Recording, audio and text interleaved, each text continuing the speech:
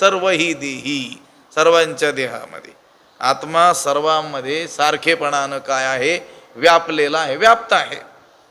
मुंगी आणि हत्ती आकाराच्या दृष्टीनं पाहिलं तर सगळ्यात लहान प्राणी मुंगी आणि मोठा महाकाय कोण, हत्ती.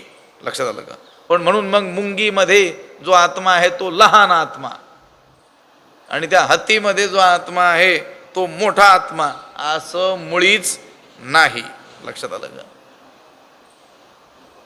आता मीठ जे असतात मोठमोठे त्याचे दगडासारखे असे हे असतात आणि त्याचा भुगा आपण केल्यानंतर थोडे छोटेसे कण असतात.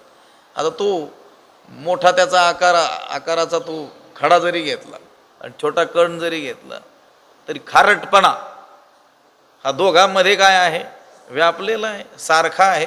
तसं मुंगीमध्ये, हत्तीमध्ये